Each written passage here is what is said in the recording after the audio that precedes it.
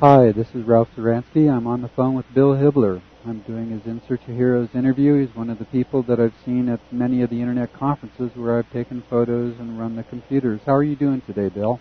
I'm doing great, Ralph. How about you? I'm doing great, too. I was wondering if you could sort of tell us what you're doing now.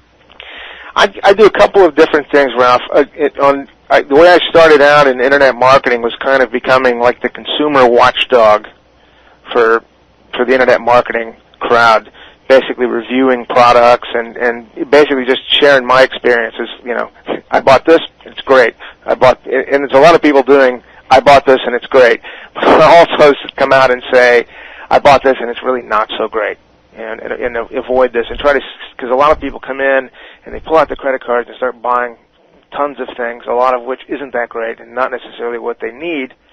And then I also teach people to create their own information products. And because it's the most profitable thing that you can sell online, and just basically enabling people to live the same kind of lifestyle I've been able to do. Well, weren't you a DJ for a while, and also didn't you travel with a band? Did you represent a famous rock group?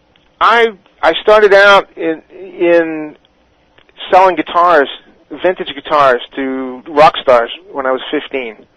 If you've ever seen the movie Almost Famous, it's kind of similar to my story. I would go backstage every time a band came to town and find out what equipment they needed and take vintage guitars up for them to look at.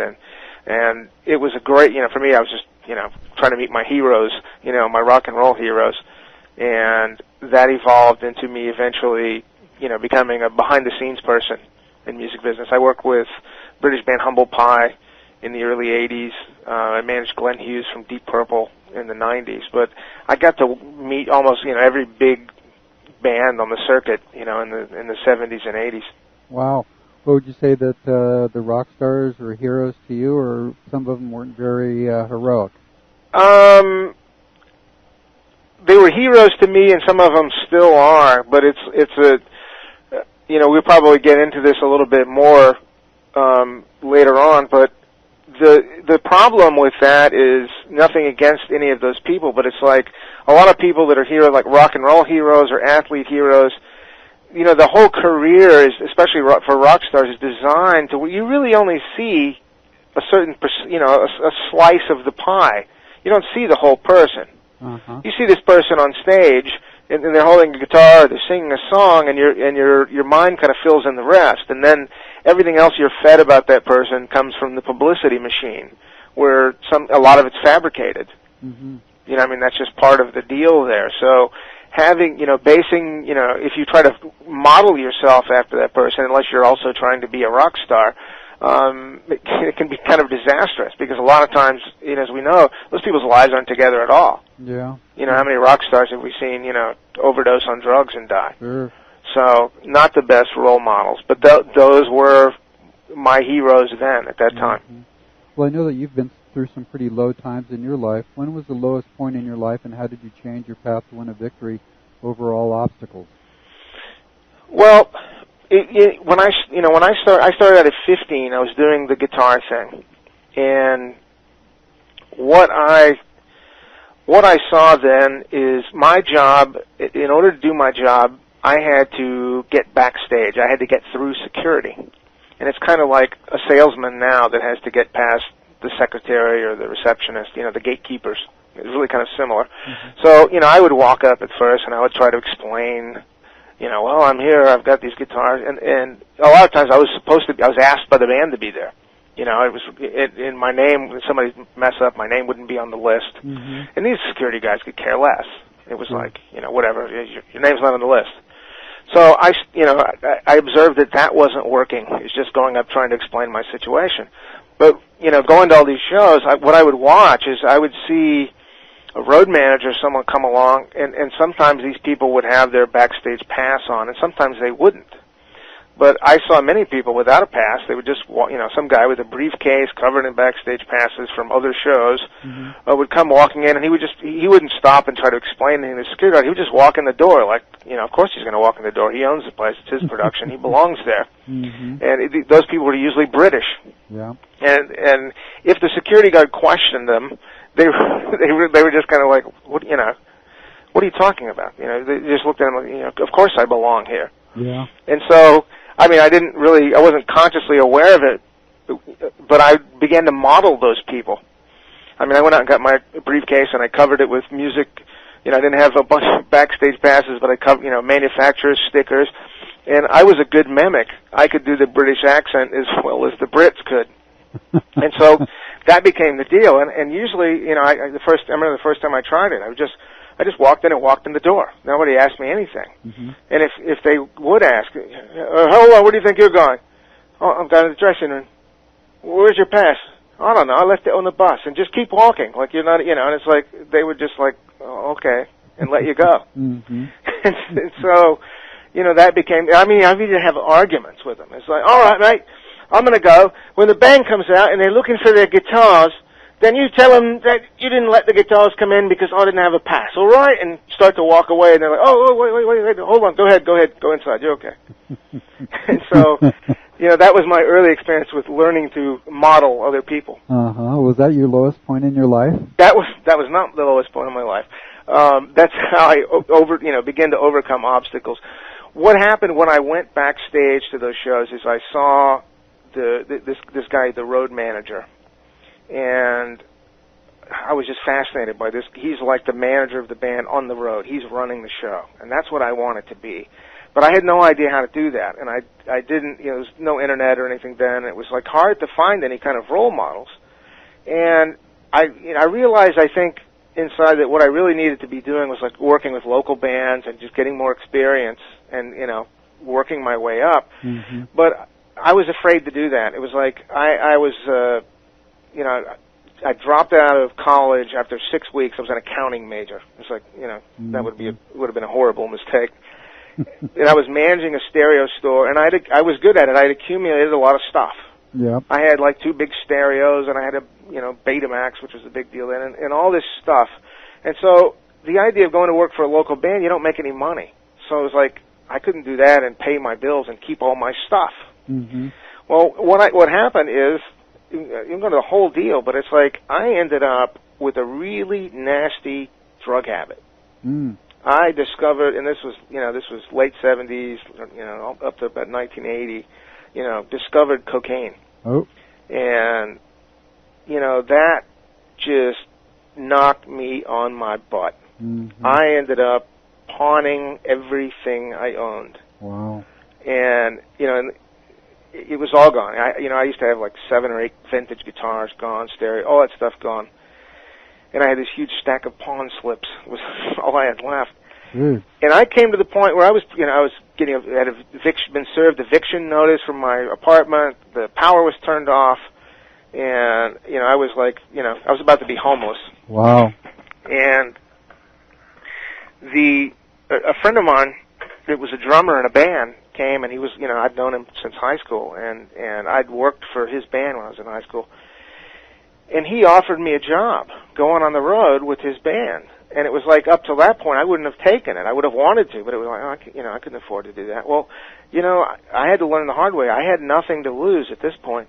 Wow. I had just my clothes. I put some things in storage, and I eventually lost that because I couldn't pay the storage bill. Mm. But I became willing. And that was the beginning of the deal, is becoming willing. Mm-hmm. And I didn't have to worry about cocaine right then, because if you don't have any money, you don't have any cocaine. Oh, that's true. So, you know, that was definitely the lowest point. I mean, I was physically in bad shape. You know, I'd lost everything. I was really beaten down. But suddenly, an opportunity presented itself, and within probably a year of that happening, I was road managing Humble Pie. Wow. Who was, I'd met the guys, you know, when I was doing the guitar thing before, and it was just like, I just became fearless. I went to every show, and I just made myself known. I didn't really know exactly what I was doing, but I was just everywhere, so I just increased the odds. You know, you could listen to the whole story and say, well, you know, I was in the right place at the right time. It was like, I was everywhere. Mm-hmm. And I was willing. Whatever I need to do, okay, fine. Wow. And so, you know, I ended up doing that. And basically living out a dream. Now, the alcohol drug thing continued to interfere with, especially alcohol, which I wasn't drinking before. Then I discovered alcohol. And it took me probably till 1989 to finally, I got sober. I discovered AA. I discovered there was a group of people that had been there. Mm-hmm. And it was, again, I was just learning from their experience. Yeah. And, I haven't had a drink or done any drugs since then, 1989. Right. But, again, it was, that's when I discovered it's like you can't always do it yourself.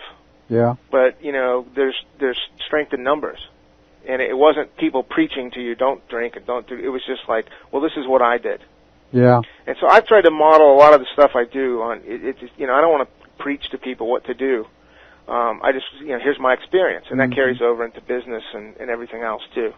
Well, how important was it to have a dream or a vision that set the course of your life to help you overcome those obstacles? Well, the music business thing, it was all about adventure. We were like, sailors on a pirate ship or something, just having this great adventure. But I eventually just kind of got tired of that because you're dealing with people that are still drinking and drugging sometime, and they've got huge egos. And so I decided that's not what I want freedom. I want to do my own thing. I don't want to be able to have my lifestyle disappear because this guy goes over the edge or says something stupid. It's like I want to be more dependent on myself. I wanted freedom. Freedom has always been my number one value, but not just freedom, because homeless people have a lot of freedom. Mm-hmm. They're free to go and but that's not what I wanted.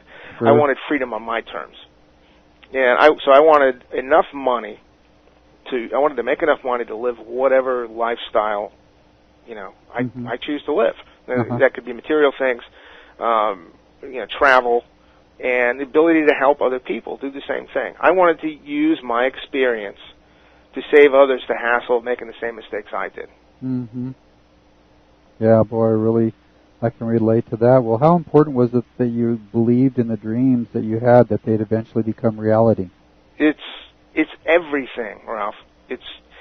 I had my doubts at times, but I did have the early experiences in the music business where it was like, I knew what the possibilities were, because I had that dream and accomplished it. It's just, when I got there, it turned out to be not exactly what I wanted. Or, it's like, basically kind of grew up. You get to a point where it's like, okay, this was fun when I was in my 20s. Yeah. But I'm about to turn 40, and I don't think I want to do this anymore. But having the belief, I think whatever you believe, you can manifest. And sometimes you have to kind of get that in stages. Mm-hmm. If you know what I mean. It's like, I did a thing with Joe Vitale. He has a book called The Attractor Factor. And he talks about, he has a thing where he was talking about attracting a car. And I decided I was going to experiment with this, and it was like, I probably wanted like a brand new Mercedes, but I didn't believe in that. Mm-hmm. But I was willing to believe that I could do I love the old late 80s model Mercedes. Mm-hmm. And I believed I could do that. It was like, okay, these are going to be like $5,000 or $6,000, and there's maintenance on them. But I believe I can do that. And it was like, once I believed, 10 days later I drove home in the Mercedes. Wow. Then, I just recently, I've had it for about 3 weeks, I got a BMW Z3 convertible, which I've always wanted. And, much more expensive car. But it was like, I just believed. Yeah. I could do it, and once I believed, within a couple of days I had it. Mm-hmm. And so, I think if I'd have believed in a Bentley or whatever, that's what I would have got. Uh-huh. So it's it's kind of like you got to take it in stages, but it's like believing. If you can believe it, really internally believe it, you can make it happen. One of the things that makes it hard to believe are doubts and fears. The doubts that people put in our minds that are around us, and just fears that we create on your own. How did you overcome your doubts and fears? Really, the same way I'm the same way that I'm helping other people. It's like seeing someone else do it. And here's something. I know you were there. Big Seminar 1 was a big turning point for me. Even before the seminar, the calls, the preview calls that Armand did, Armand Marin, where I was, where Armand basically was introducing all these speakers, and he said, look, anybody that speaks at the big seminar has to be making at least 5 figures a month, and has to have been doing it for at least a year.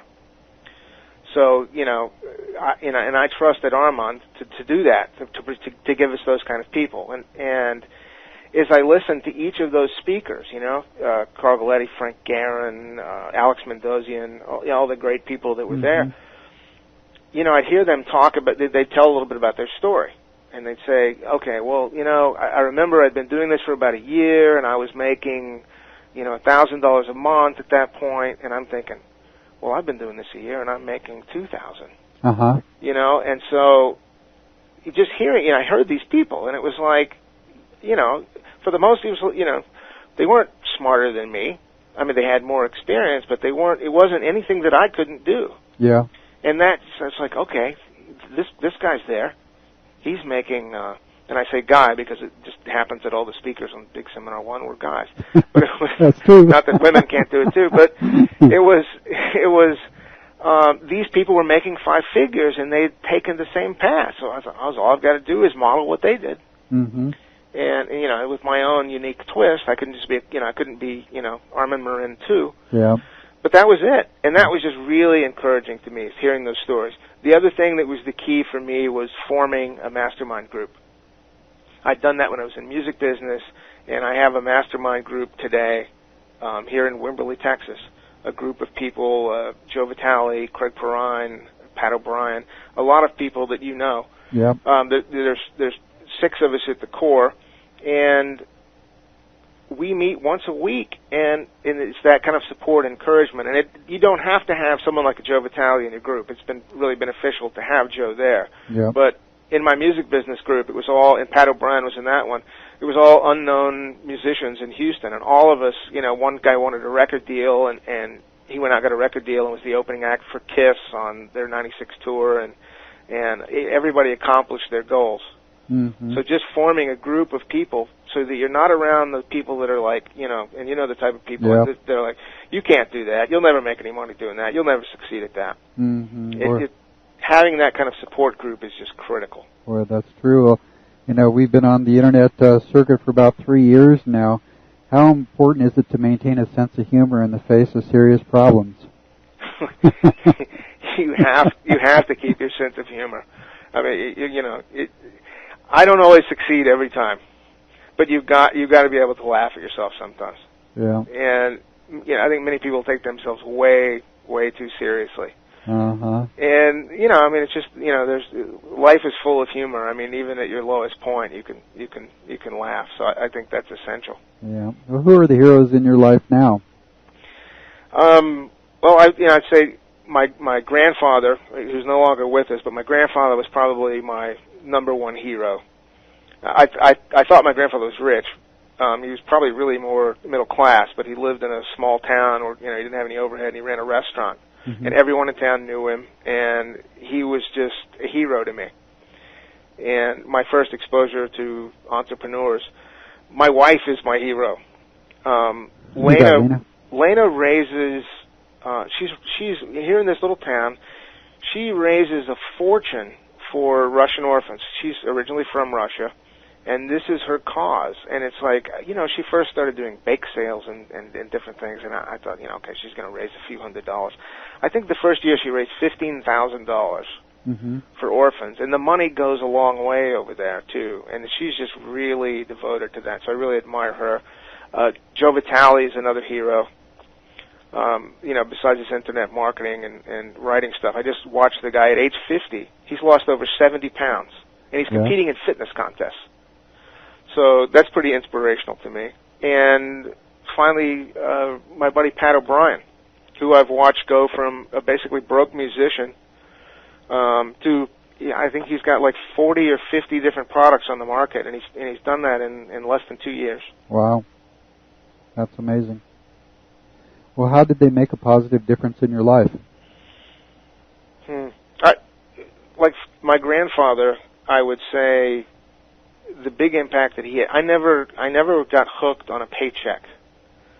I never had to have that security blanket, which I didn't even realize that until I started, seeing other people that did, and they would talk. How do you do that? How can you? It's like it just came naturally to me. I grew up around it. And I, so used to kind of the up and down thing that happens with being in your own business. And with Lena, it was really the power of giving. And I'll tell you a quick story. we were in Germany together, and we were. This was probably a few months before we got married, and she had told me about a woman in her church named Little Nina. Nina was probably, she's in her late 70s, and she was raising little Natasha, a 50-year-old woman with Down syndrome. Usually they don't live that long. Mm-hmm. And she was in this like 5th floor walk-up apartment, taking care of her all by herself, and living on this extremely meager pension. And yet she had all this gratitude in her life. And she had been saving up to build this. She wanted to enclose the porch in her apartment building to make a sunroom, so that Natasha could actually see the outside. But sometimes, in Russia it would be very cold. Yeah. She wanted to enclose it. And I just thought, I was really touched by their story, and it was like I was getting ready to get on the plane, and I had about 80 euros in my pocket. And it was like, okay, you can change it back. And I just gave it to, I said, here, give this to Nina. Mm-hmm. It wasn't that much money, Ralph. Yeah. $80, say. And later when I went to Russia, I met her, and it was like, I walked in and I saw this, and she'd been saving for like 15 years to do this job. Wow. And I went in and I saw the sunroom, and I met them, and little Natasha has since passed on, and Nina's on her own now, but she was so grateful. It was like I was the biggest hero on the planet. Yeah. And I could actually see the impact of what I'd done, which to me was nothing. Yeah. And you compare that to my concept of giving before, which is you write a check to the American Cancer Society or something like that. Mm-hmm. Nothing against them, but you look and it's like, okay, the money I gave them just goes to them mailing me again. Yeah. It's like I don't really see the impact of that. Yeah. I paid for 1/100th of a machine or something. Yeah. I don't know, but it's like seeing it.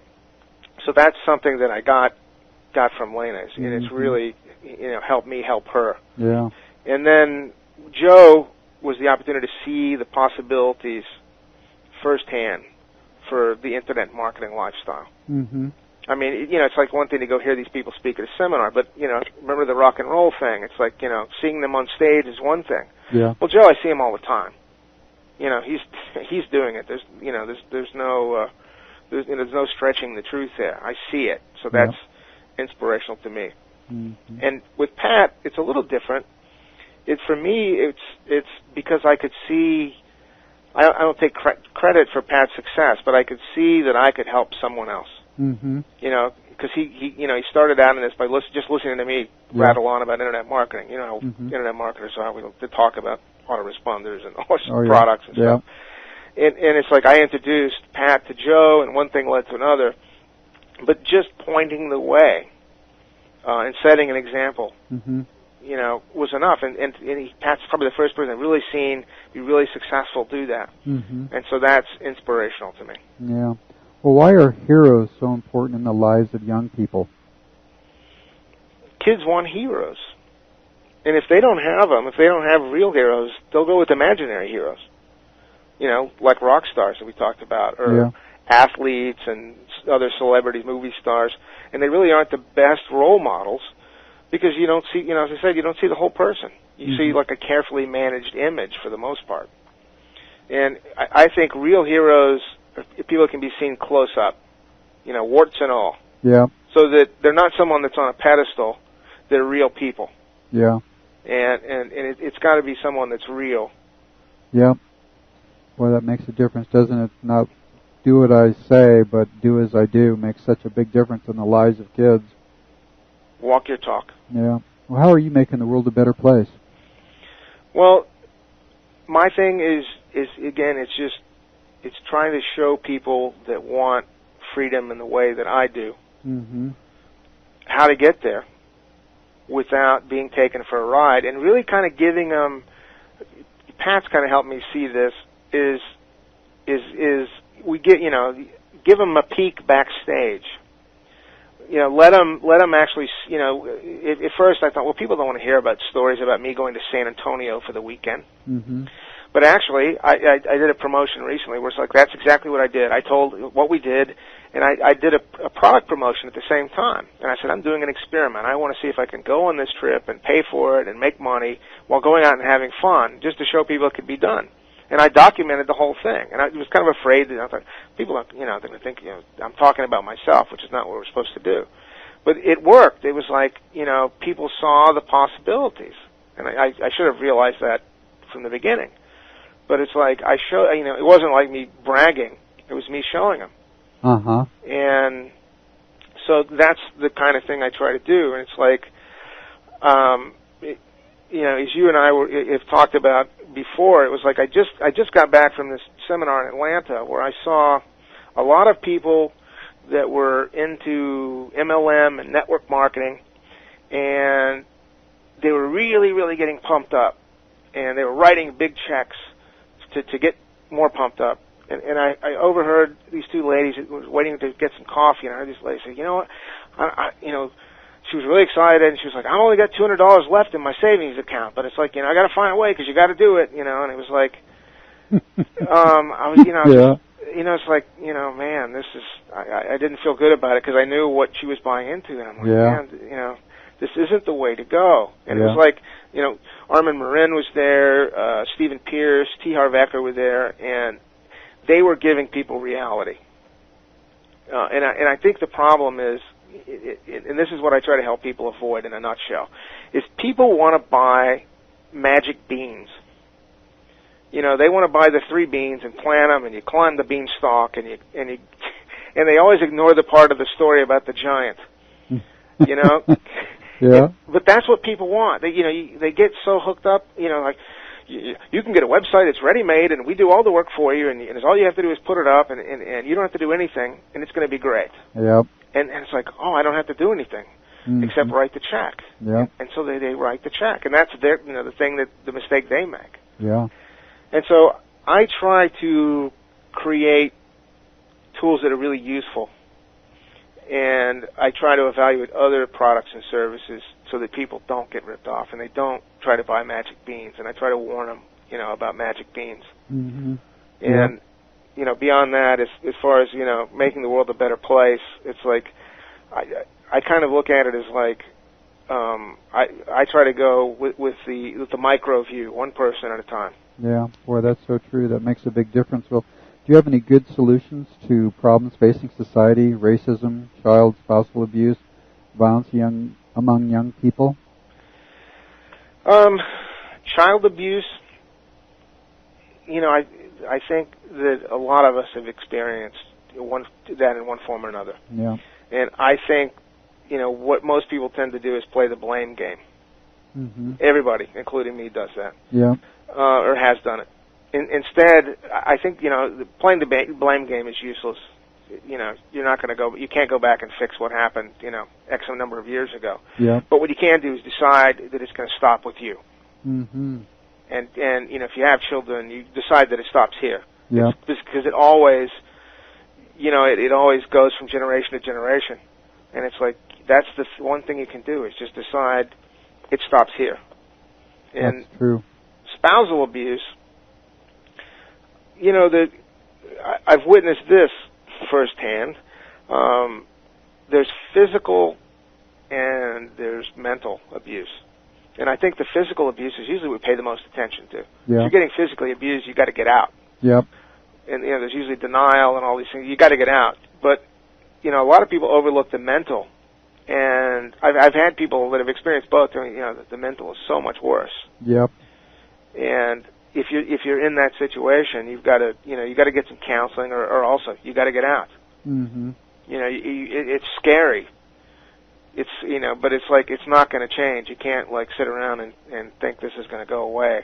Yeah. Because it's not. It's just going to continue. So you got to either fix it or get out. Violence. I got kind of a unique. Well, it's not a unique take on it, but how many years have we heard about violence on TV and violence in movies? And for most of my life, I've been like, oh, come on. I think people understand the difference between what's going on TV and what's happening in movies. And something happened recently that's kind of changed my mind about that. Really? And that's with my wife, Lena. Somehow, I mean, Lena grew up in Russia, but it's not just because of Russia. She's never watched a lot of the kind of action-adventure movies that we watch. And I'm not talking about, like, slasher flicks kind of things. I don't like those. But it's like, if you think about it, it's like, I'm 45 years old. It's like, I wonder how many people I have seen killed on screen since I was a kid. And, probably a lot. and you don't realize how desensitized you are to it, but it's like, there was a lot of movies that I turned Lena on to when she first got here, like some older stuff, like Spartacus and Ben-Hur and movies like, the big epic picks. And it's like, you see some of these battle scenes where some guy gets an arm hacked off or something, and it's like to us, it's like, you don't even think about it. It's like, that's not, compared to how real they've been able to make it look now. But it's like, Lena was watching like the chariot scene in Ben-Hur and the slave revolt in Spartacus. She was screaming in the living room like it was happening, like to me. Yeah. I mean, I don't think if someone had walked in the room and like hacked off my arm with a sword, her reaction would not have been any stronger. Yeah. And at first I'm like, man, what is wrong with you? And she was just, she was just like horrified. Wow. And I realized, it's not something weird about my wife. It's something weird about me. Yeah. And us. It's just like, we've seen it so many times we don't even think about it. Well, that's an amazing point. And it's also, I think, when I grew up, there was a real, I knew what right and wrong was, from my parents and from my grandparents. And it's like, I think a lot of kids growing up now, single family households or, where someone's working and they just see those movies just as much as I did, if not more so, in video games and stuff like that. Yeah. And they don't have the other foundation. It's like, we just saw what happened in New Orleans. Yeah. And I was watching Fox News, and Sean Hannity was talking about it. I don't understand. He was like asking, why would these people be shooting at rescue helicopters? Yeah. And he was trying, and I was like, I thought I knew the answer. It's like, there's a video game out called Grand Theft Auto. Yeah, I've heard of it. Someone told me about it, and they were telling me about how amazing you could just get in this little car and drive all over this town. And it was on an island. You could go on the beach, and it was amazing from a computer technology standpoint. I bought it, and it's like you're basically running around stealing cars and shooting people, and there's a scene where the police are after you, and they come in a helicopter, and you've got these big guns, and at some point you want to you're shooting at the helicopter. Wow. And it's like the game is really kind of addictive. And you're sitting playing this game, and then you're like, God, I just wasted. There's 8 hours of my life I'll never get back. But you think about kids playing this every day, and it's like I immediately when I heard that in Louisiana, I immediately thought of that video game, and I thought, maybe the kids are just going, I've been shooting a helicopter. Let's see what it's really like. Yeah. That might be as good an explanation as any. I don't know what the solution is to that. I don't know. I don't think if you go and say the government is going to enforce stricter standards, I don't think that works at all. That's just going to make it more attractive. Yeah. But what I think we have to do to counter it is be good role models. Boy, isn't that true?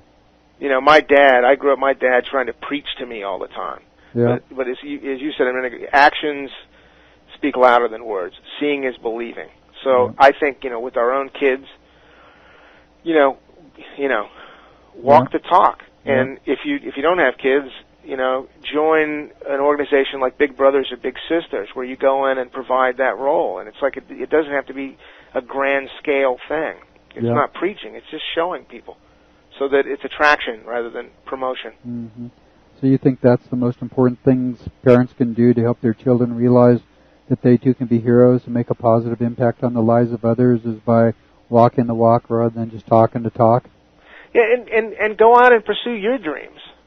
It's like you make kids aware of the possibilities. It's like I don't know if everybody has to change their life entirely, but it's like the thing about doing what you love and the money will follow. It's like to me, that's the best thing you could teach. Parents too often try to force kids to live their dreams. Boy, that's so true.